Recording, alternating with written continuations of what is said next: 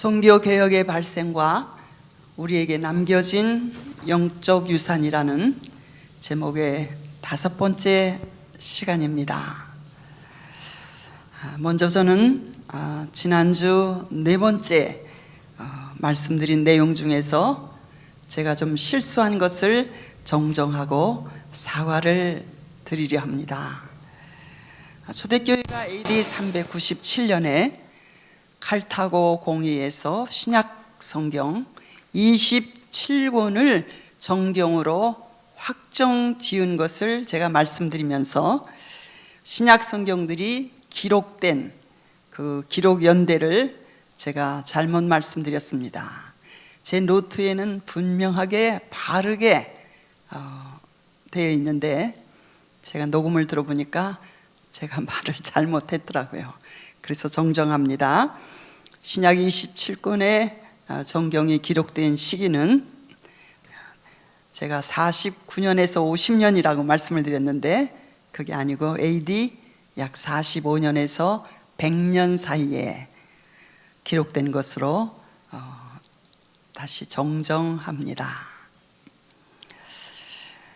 독일의 역사가 레오폴드 랑케라는 사람은 많은 개울물이 호수로 흘러 들어가듯이 모든 고대사는 로마의 역사로 흘러 들어오고 그리고 모든 근대사는 로마로부터 흘러나왔다고 말을 했는데 이것은 로마의 역사적인 역할에 대한 아주 적절한 표현인 것 같습니다. 모든 고대사는 로마의 역사로 흘러들어가고 그리고 모든 근대사가 로마로부터 흘러나와 로마 시대를 통하여 우리가 꼭 기억해야 할 2가지 서구 문화와 세계 정신사에 흐르고 있는 2 정신축이 있습니다. 첫째는 그리스 로마 문화라고 알려진 헬레니즘 문화입니다.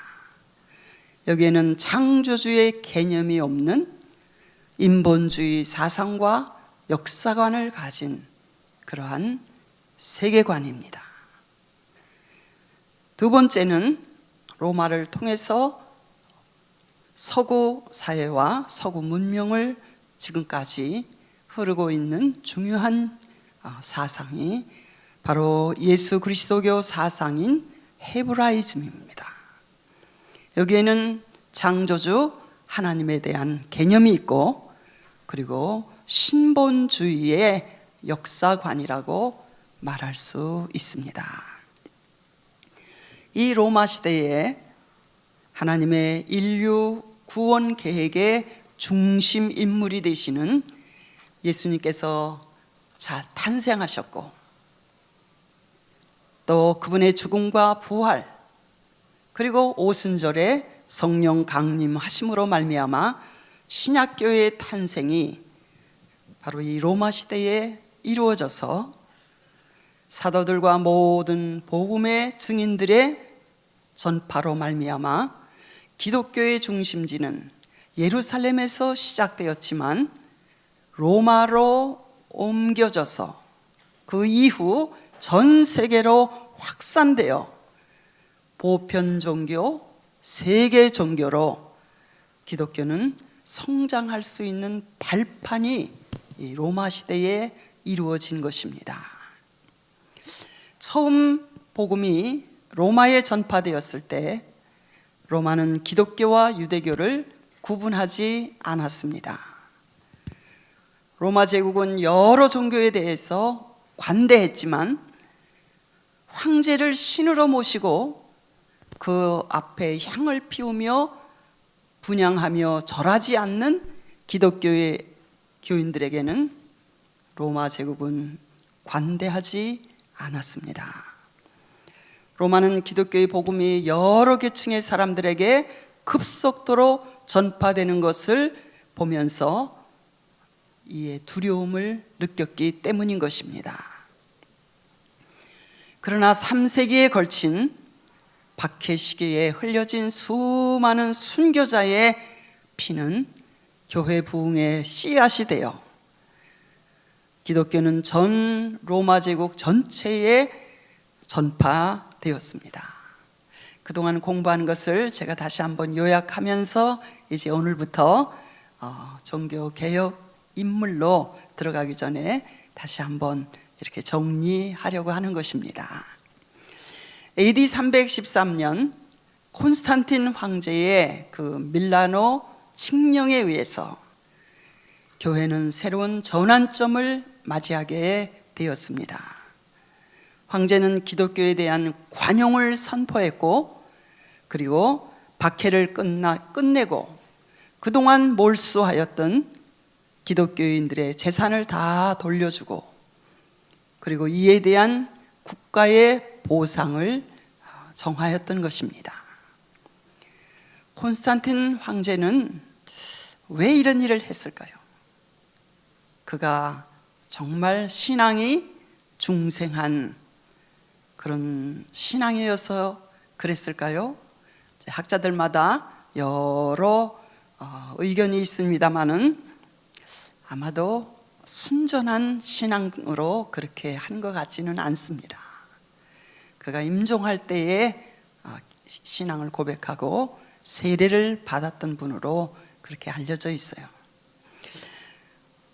콘스탄틴 황제는 누구보다도 강력한 로마 제국의 부흥을 꿈꾸었던 사람이에요. 그래서 그러기 위해서는 그 로마 제국의 사람들이 모두 다 기독교로 통합되어서 그 기독교의 힘으로 로마 제국에 다시 큰 부흥을 기대했던 것으로 그렇게 알려져 있습니다. 그 결과로 수많은 이교도들이 진정한 회개 없이 기독교에 들어와서 입교했고, 그들이 평생 가지고 있었던 그 이교도적인 의식과 관례를 점차적으로 교회에 퍼뜨리게 되어서 교회는 복음의 본질에서, 순수한 복음에서 조금씩 변질되게 되었던 것입니다. AD 330년 이 콘스탄틴 황제가 새로운 제국의 수도를 로마에서 동방에 있는 비잔틴, 또 그의 이름을 본따서 나중에는 콘스탄틴노플이라고 이름이 바뀌었고, 지금은 이스탄불이라고 불리우는 그곳으로 수도를 옮기는 것을 공식적으로 선포하고 그렇게 옮겨갔습니다. 그것은 로마 제국의 권력이 서양에서 동양으로 옮겨간 것이었습니다. AD 380년 데오도시우스라는 황제는 기독교를 로마의 국교로 정하였고, 다른 모든 이교 종교를 법으로 금지하였습니다. 그러나 그가 죽은 후 로마 제국은 그의 두 아들들에게 분할되어 방대한 로마 제국을 한 사람에게 맡길 수가 없어서 그의 두 아들에게 나누어 주므로 로마 제국은 동로마 제국, 그리고 로마를 중심으로 한 서로마 제국으로 두 아들에게 그렇게 나누어 주었던 것입니다. 이 동로마 제국을 가리켜 비잔틴 제국이다, 이렇게 또 학자들은 부르기도 합니다. 왜냐하면 비잔틴을 수도로 하는 그런 제국이었기 때문에. 이 동로마 제국은 유스티니안이라는 황제 시기에, 그때가 6세기입니다. 가장 전성기를 누렸습니다. 그때 콘스탄틴노플에 우리가 잘 아는 하기야 소피아, 혹은 성 소피아, 혹은 아야 소피아라고 불리우는 그 교회 이름의 뜻은 거룩한 지혜라는 뜻입니다. 이 교회는 이 6세기 때 건축된 지금까지도 서 있는 가장 아름다운 교회 중에 하나인데, 이슬람이 점령한 다음에는 모스크로 바뀌었다가 지금은 박물관으로 세계의 모든 여행객들에게 개방되고 있습니다. 저는 제가 중학교 때 처음으로 어느 책에서 이 성 소피아 교회를 사진으로 처음 보았어요. 그리고 그 박해 시기를 이기고 그 지하에 고난당하였던 성도들의 신앙이 이렇게 교회 건축 건물의 양식으로 이렇게 나타난 것이 소피아 교회다 하는 설명을 듣고 그때부터 저는 마음에 꿈을 꾸었습니다. 제가 살아있는 동안 이 아야 소피아 교회를 꼭 한번 가보리라, 그런 꿈을 꾸었는데 하나님께서는 은혜를 베푸셔서 여러 번 갈 수 있도록 그렇게 축복을 해주셨습니다. 여러분도 다 꿈을 꾸시기를 바랍니다. 이 성전에는 9톤의 금과 만여 명의 인원이 동원되어서 정말 화려한 이러한 돔 건축 양식으로 이 대성당을 건축하였습니다. 그래서 건축을 하는 분들은 무조건 여기를 가보아야 된다는 그런 말이 있습니다. 그러나 7세기 초인 610년에 우리가 잘 아는 대로 아라비아 반도인 메카에서 일어난 이 무하마드 이슬람 세력이, 이슬람이라는 말의 뜻은 복종한다는 뜻입니다. 알라에게 복종한다는 뜻이 이슬람이라는 그 이름의 의미입니다. 급속히 팽창하기 시작했습니다. 그러다가 AD 638년 유대교와 기독교의 성지인 예루살렘을 점령하였습니다. 이것이 예루살렘을 이슬람이 점령한 것은 11세기 말에 시작해서 약 200년 동안 로마 교황 우르반의 설교로 말미암아 시작된 이 십자군 운동이 200년 동안에 걸쳐서 일어나게 된 원인이 되었던 것입니다. 그 후 AD 635년 기독교의 중심 교구이고 중심지였던 이집트의 알렉산드리아, 그리고 소아시아에 처음으로 그리스도인이라는 이름을 얻었던 이 안디옥, 이 도시들이 전부 이슬람에게 점령되었고, 이슬람은 계속해서 아프리카 북부 지역인 기독교의 중요한 거점이었던 카르타고를 점령하고, 그리고 그 후에는 이베리아 반도의 스페인까지 이슬람이 점령하고 지배하였습니다. 동로마의 유스티니안 황제가 죽은 후 이 비잔틴 제국이라고 불리우는 동로마는 점점 힘을 잃어버리기 시작해서 7세기 말에는 그 넓은 영토가 줄어들어서 발칸 반도 그곳을 차지하는 것 정도로 동로마의 영토가 줄어버렸습니다. 이 콘스탄티노플은 7세기 동안 수없는 공격을 받았지만 AD 476년에 서로마 제국은 게르만 민족에 의해서 멸망을 당한 이후에도 이 동로마 비잔틴 제국은 1000년을 더 버티다가 AD 1453년 오스만 터키의 뛰어난 탁월한 군주였던 메호메트 2세에게 콘스탄티노플이 함락당함으로 멸망을 하였습니다.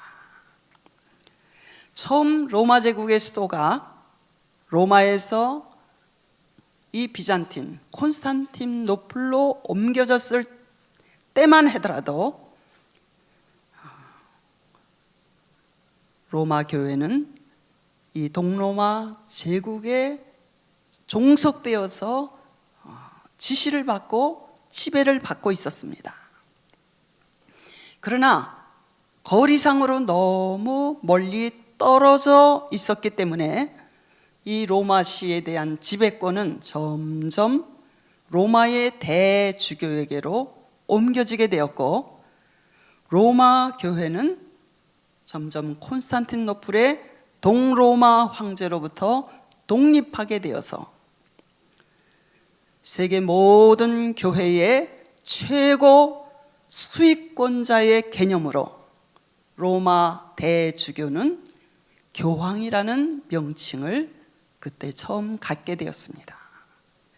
그 이후 교황은 이제 유럽의 종교와 정치를 계속 주도하기 시작했습니다. 사실 게르만족이 이 서로마 제국을 정복한 이후 이 서로마 모든 영토는 거의 무정부 상태가 되었죠. 그리고 혼란에 빠졌었습니다. 이때 교황을 중심한 로마 교회는 이 야만족들이 이제 세월이 지나면서 세우는 유럽의 신생국들, 그 사회의 안정을 도모하고 그리고 교육을 시키고 그리고 그들을 기독교화하는데 이 로마 교회가 크게 공헌을 하고 이바지한 것은 우리가 인정을 해야 됩니다. 로마는 원래 라틴어를 사용하는 이탈리아 그 반도의 사람들이 세웠습니다. 그러나 동로마 제국을 제외한 전 로마 제국의 영토를 정복한 이 게르만 민족은 자기들이 문화가 없었어요. 너무 미개하니까, 야만족이었기 때문에. 그래서 그들은 이 라틴 문화와 그리고 기독교 신앙을 받아들임으로 이제 서구 교회를 라틴 교회라고 부르고, 그리고 이 서구 유럽 사회를 라틴 국가들이라고 부르기 시작했던 것입니다. AD 800년 크리스마스 날에 로마 바티칸에 있는 성 베드로 성당에서는 특별한 사건이 있었습니다. 그것은 프랑크 왕국의 왕인 가알이라는 왕에게 교황 레오 3세가 황제의 관을 씌워준 사건이었어요. 이때로부터 우리가 학교 다닐 때 배웠던 신성 로마 제국의 샤르마뉴 대제가 이제 등장하게 되는 그러한 역사적인 사건이 일어났던 것입니다. 왜 이 사건이 중요한가 하면, 이것은 이 샤르마뉴 대제는 동로마 제국의 황제와 상관없이 반대되는 그러한 고대 로마 제국의 부활을 상징하는 것이기 때문에, 또 이것은 또한 동로마인 비잔틴 제국으로부터 황제와 또 로마 교회의 교황이 완전히 독립되었다는 것을 상징하는 역사적인 사건이었습니다. 이 샤르마뉴는 이 미개한 이 유럽의 게르만족들에게 학교를 세워서 문자를 읽는 것을 가르치고 라틴어를 서유럽에서 사용하는 이러한 문화의 부흥을 일으킨 그러한 사람입니다. 샤르마뉴는 고대 로마 제국 서로마가 망한 후 최초로 대부분의 서유럽과 중부 유럽을 정복했어요. 그래서 제국으로 큰 영토를 차지하게 되었고, 그 모든 나라들을 정치적으로 통일시키고, 그러니까 서유럽과 중부 유럽을 정복해서 정치적으로 한 나라로, 신성 로마 제국으로 통일시키고, 서유럽의 국가 형성과 발전을 이룩한 사람이기 때문에 그를 가리켜 서유럽의 아버지라고 이렇게 부르기도 하는 것입니다. 이 로마 교회는 이 신성 로마 제국인 국가와의 연합을 통해서 교권 제도를 확장시켜 나아가게 되므로, 바로 이 교권 제도가 오늘날의 가톨릭 교회의 모체가 되었던 것입니다. 이런 역사적인 배경을 가지고 있습니다. 그런데 이 샤를마뉴 대제가 다스리던 때에 콘스탄틴 기증이라는 문서가 나타났습니다. 이 문서에 의하면 콘스탄틴 황제가 로마에서 비잔틴, 그러니까 콘스탄틴노플로 수도를 옮기면서 이 로마 교황에게 로마시와 이탈리아와 그리고 서유럽의 모든 도시들을 양도한다는 내용의 문서가 나타났다는 것입니다. 또 9세기 중반쯤에는 또 다른 문서가 나타났는데, 이 문서의 이름을 이시도르의 교황령이라고 부릅니다. 그 문서의 내용은 주교와 교황은 어떤 세속 정부의 통제를 받지 않는다는 그런 내용이었습니다. 그러다가 15세기 중반에 이르러서 이 문서들은 완전히 위조된, 거짓된 문서라는 것이 증명이 되었습니다. 지금 캐토릭 학자들도 다 인정하는 것입니다. 당시 무지했던 사람들은 이 문서를 여러 세기 동안 그대로 믿고 받아들였어요. 그러는 사이 교황을 정점으로 하는 로마 캐톨릭 체제는 확립되었고 굳건해지었던 것입니다. 로마 교회는 사도 베드로가 세운 교회이기 때문에 성경을 해석할 권리가 있다고 주장하기 시작했고, 사실 사도 베드로가 로마에서 순교한 것으로는 알려졌지만 로마 교회가 베드로가 세운 교회라는 그러한 기록이나 증거는 아무 데도 없습니다. 주님이 베드로에게 천국 열쇠를 맡기셨으니 로마의 주교는 곧 베드로의 후계자요, 베드로가 첫 번째 교황이었다는 생각이 점점 이제 굳어지게 된 것입니다. 교황은 지상에서의 예수 그리스도의 대리자라는 수익권을 주장하게 되었고, 교회 전체에 대한 권한을 행사하기 시작했습니다. 그래서 그때로부터 교황은 유럽 전체의 정치까지 이렇게 주도하게 되었던 것이죠.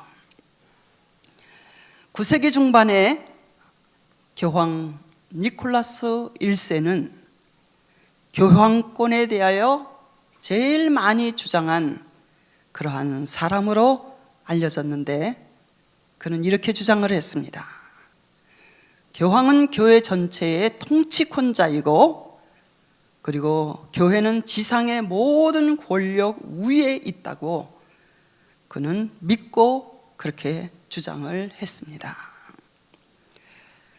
우리가 역사에서 잘 아는 것 같이 10세기와 11세기는 전반적으로 교황권이 아주 부패한 그러한 시대였습니다. 심지어 교황직을 돈으로 사기도 했고, 다 자세히 말할 필요가 없지요. 11세기 후반 바티칸 공의회에서는 교황 무류서를 교리로 제정했습니다.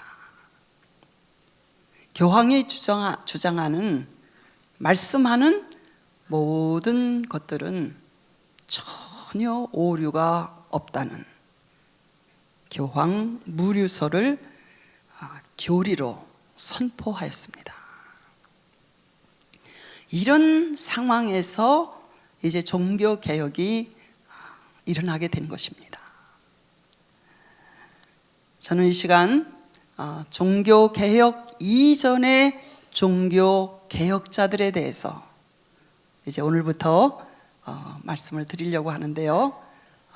세 사람.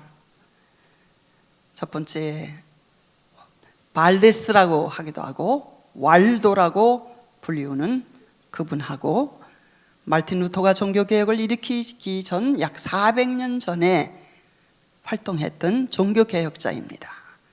그리고 영국의 그 위클리프, 그리고 체코 프라하의 잔 후스, 이 세 분에 대해서 먼저 저는 말씀을 드리려고 합니다.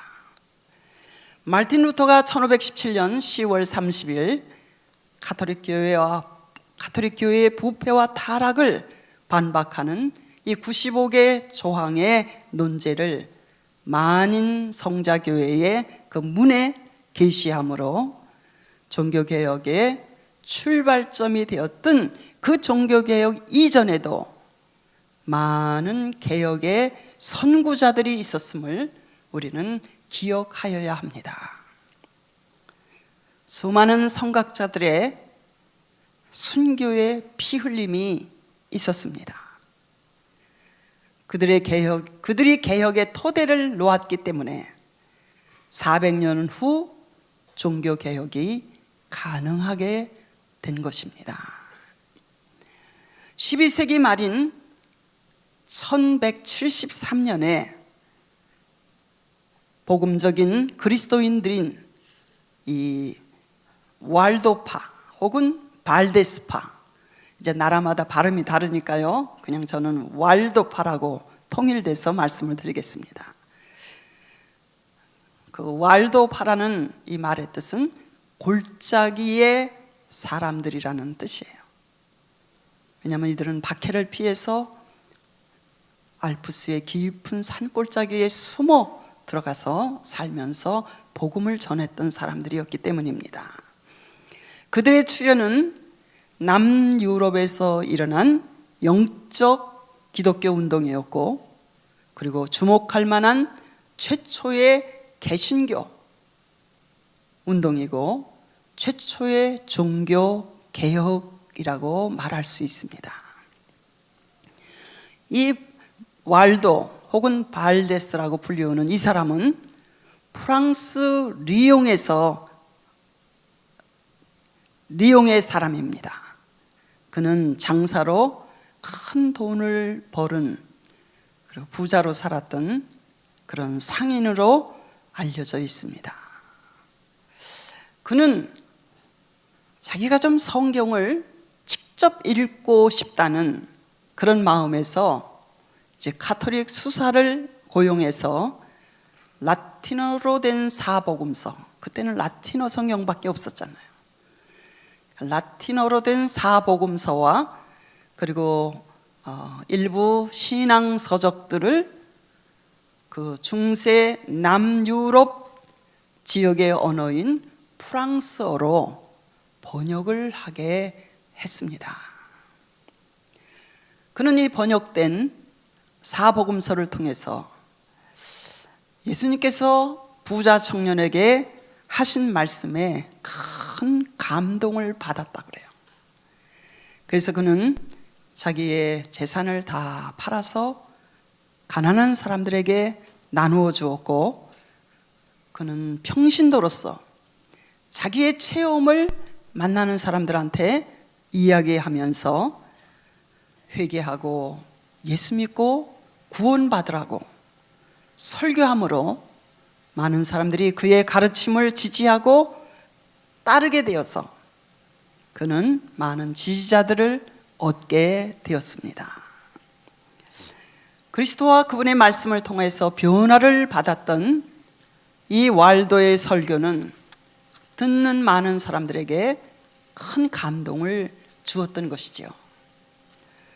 왈도는 계속 평신도로서 사도들의, 예수님의 제자들의 본을 받아서 예수 그리스도와 그리고 성경과 청빈한 생활에 초점을 맞추고 생활을 했습니다. 그는 오직 한 가지의 목적을 가지고 있었는데, 그것은 복음의 가르침을 따라서 그대로 그리스도인의 삶을 사는 것이 그가 가졌던 유일한 목적이었어요. 이 왈도의 가르침을 따르고 지지했던 사람들을 가리켜 가난한 사람들이라고 사람들은 부르기 시작했습니다. 그들은 오직 복음을 전하는 사명을 위해서 헌신된 평신도들이었어요. 12세기로부터 16세기의 종교개혁이 일어나서 이 왈도파가 이 종교개혁에 합류할 때까지 왈도를 따르는 사람들을 가리켜 왈도파라고 부르기 시작한 것입니다. 이 중세시대에는 공공한 설교, 이렇게 퍼블릭한 설교는 성직자들만이 할 수 있도록 제한되어 있었습니다. 그래서 리옹의 대주교는 이 왈도가 설교를 하니까 평신도가 그것을 막아보려고, 못하게 하려고 시도했는데, 왈도는 설교를 못하게 하니까, 말씀을 못 전하게 하니까 사도행전 4장 19절의 말씀을 인용해서 이렇게 대답을 하였다고 합니다. 대제사장이 베드로에게 경고하기를 예수의 이름으로 도무지 말하지도 말고 가르치지도 말라 하니, 베드로와 요한이 대답하되 하나님 앞에서 너희 말을 듣는 것이 하나님의 말씀을 듣는 것보다 옳은가 판단하라고 했던 이 사도행전의 말씀을 인용해서 그는 리옹의 주교에게 자기는 하나님의 말씀을 순종해야 된다, 그래서 계속 설교해야 된다, 복음을 전해야 된다, 이렇게 대답했다는 것입니다. 그는 설교 금지에도 불구하고 또 그를 따르는 리옹의 가난한 사람들로 알려진 그를 지지하는 사람들은 복음 선포를 포기할 수 없었던 것이었습니다. 이 왈도와 그의 지지자들이 로마 교회와 가장 갈등을 빚었던 큰 이유는 평신도들도 누구나 성경을 읽고 가르칠 수 있다고 그들은 확신하였던 것이 바로 이 로마 교회와 이 왈도파가 갈등을 일으켰던 가장 큰 문제였습니다. 그러나 로마 교회는 평신도들과 하나님의 말씀을 전하는 권위를 함께 나눌 생각이 전혀 없었습니다. 왈도는 성경의 번역문을 주의 깊게 읽으면서 그는 성경을 통해서 오직 성경만이 우리의 믿음의 토대가 된다는 사실을 깨닫게 되었고, 그리고 로마 교회는 교황의 권위를 성경보다 더 높이 둠으로써 사도들의 신앙과는 다른 교회로 로마 교회가 변질되었다는 것을 그는 성경을 통해서 깨닫게 되었습니다. 그래서 왈도와 그를 따르는 왈도파 사람들은 면죄부를 받아들이지 않았고, 또 캐톨릭의 죽은 자에 대한 미사, 그리고 마리아를 통해서 예수님께 기도가 가게 된다는 이런 교리들을 전혀 성경에 없으니까요. 그걸 받아들이지 않았고, 그리고 지금도 캐톨릭 교회에서는 성례를 7가지를 제정하였는데, 우리 개신교는 예수 그리스도께서 그의 구속 사건과 연결되어서 직접 행하시고 지키라고 행하라고 명령하신 이 세례와 성찬, 이 2가지만을 성례로 받아들였는데, 왈도파 사람들도 성경을 통해서 오직 세례와 성찬만을 교회의 성례로 지켰습니다. 마침내 왈도는 리옹에서 추방을 당했습니다. 그래서 그들은 그때부터 깊은 산골짜기의 마을들을 방문하면서 비단과 보석 같은 물건을 파는 장사꾼으로 위장하고 다니면서 복음을 전하였다고 합니다. 그들의 옷은 이렇게 특별하게 만든 옷을 입었는데, 그 이유는 가장 귀중한 보물인 성경을 번역한 그 부분적인 사본을 옷 속에 감추고 전도하러 다닐 수 있도록 그렇게 옷을 만들어서 입었다고 합니다. 그래서 그들은 이제 집을 찾아가서 이제 장사꾼으로 물건을 펴서 놓은 후 이렇게 다 구경을 시킨 다음에 집주인이 혹시 다른 물건은 없습니까? 이렇게 물어보면 여기에 제일 귀하고 아름다운 보물이 있습니다. 그러면서 깊이 감추인 성경 사본을 보여주고 그 말씀을 가지고 전도함으로 그들을 통해서 계속 교회가 생겨나게 된 것입니다. 이 왈도파들은 성경의 권위를 믿었고, 그리고 성경이 누구나 읽을 수 있는 언어로 성경이 번역되기를 원하였습니다. 왈도파는 유럽에서 성경을 최초로 번역한 사람들이라고 할 수 있는 것입니다. 저는 이것을 준비하면서 우리가 성경을 언제나 마음대로 읽을 수 있고 들을 수 있고 여러 나라 말로도 볼 수 있고, 이것이 그냥 된 것이 아니구나, 이게 보통 특권이 아니구나, 다시 한번 깊이 감사할 수 있는 그런 기회를 가졌습니다. 이 왈도파의 특징 가운데 하나는 개인 구원에 관한 깊은 관심이었습니다. 당시 대부분의 사람들은, 거의 모든 사람들이 성경을 읽을 수가 없었잖아요. 문맹에다가 더군다나 이 라틴 말을 읽을 수도 없었고, 라틴어 성경이 흔하게 그렇게 볼 수 있는 때도 아니었죠. 인쇄술이 전혀 발달되지 않았던 때이기 때문에. 그래서 대부분의 사람들이 복음을 몰랐어요. 그냥 구원받기 위해서는 착한 일을 해야 된다고만 그렇게 알고 있었습니다. 왈도파 사람들은 인간의 죄를 용서해 주실 분은 예수 그리스도와 그의 십자가의 보혈이 아니면 죄를 용서받을 수 없고 구원받을 수 없다는 이 진리를 사람들에게 전하였던 것입니다. 그들은 초대교회의 신앙을 따라서 성경적인 신앙으로 돌아가려고 하였고, 경건하고 청빈하게 말씀에 순종하는 삶을 살았던 사람들이었습니다.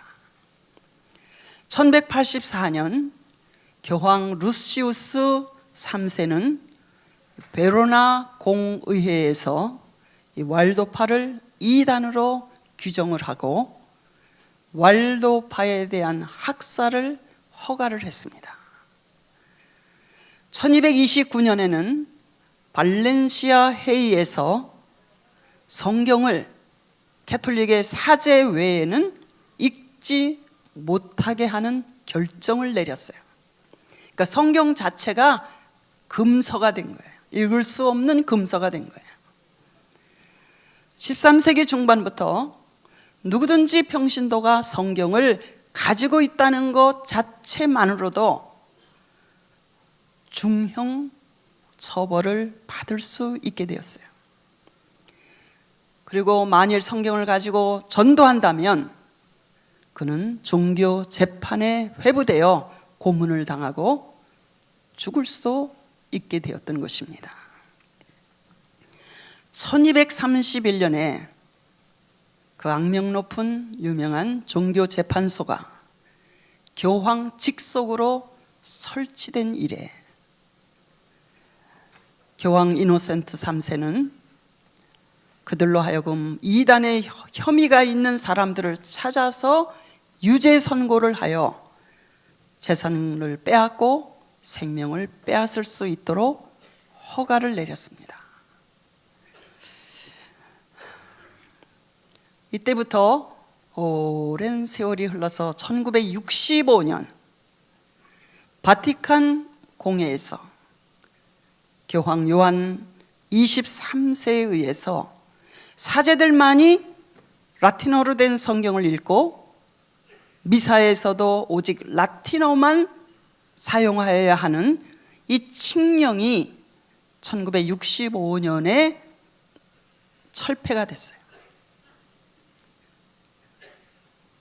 그때까지 평신도들은 성경을 전혀 직접 접할 수 없었던 것입니다. 라틴어로 된 성서를 읽고 라틴어로 된 미사를 계속 참여하니까 이게 무슨 뜻인지 알아야죠. 근데 법으로 묶는 것을 1965년 바티칸 공의회에서 이것이 철폐되었습니다. 1965년에 이르러서야 비로소 라틴어 대신 그 지역의 언어로 미사를 드리고 누구나 성경을 읽을 수 있도록 허가가 된 것입니다. 이 종교 재판을 통해서 왈도파는 수천 명이 학살을 당했어요. 그러자 이 왈도파는 사람이 접근하기 어려운 프랑스와 스위스와 그리고 이탈리아에 걸쳐 있는 알프스의 험한 골짜기로 숨어 들어가서 거기서 살면서 그들의 믿음을 지켰습니다. 정말 왈도파는 가톨릭으로부터 12세기부터 여러 세기를 지나는 동안 긴 무서운 박해를 받았어요. 1541년 프랑스에 있었던 22개의 왈도파 마을들이 가톨릭이 보낸 군대에 의해서 대량 학살을 당했습니다. 그리고 교회사에 유명하게 남아있는 피드몬트 계곡의 학살 사건이라는 것이 있어요. 그것은 이탈리아의 북부 알프스 깊은 산자락에 이렇게 정착지를 만들고 이 왈도파 사람들이 생활을 했었는데 그곳이 공격을 받아서 수천 명이 어린아이로부터 온 그곳의 사람들이 잔인하게 살해당한 일은 너무나 유명한 일입니다. 그래서 크롬웰의 개인 비서였던 신라권을 썼던 존 밀턴이 그 알프스에 뿌려진 그 왈도파 그 사람들의 그 순교의 피를 기념하면서 시를 쓴 것이 지금까지 전해 내려오고 있습니다. 저는 오늘 이 왈도파의 종교개혁 이전에 그들이 가졌던 개신교 신앙, 이것을 여러분에게 말씀드리면서 우리가 평생을 신앙생활을 지키고 복음을 전하는 일은 때로는 목숨을 내놓아야 되는 일이구나, 이것을 생각했습니다. 기도하시겠습니다.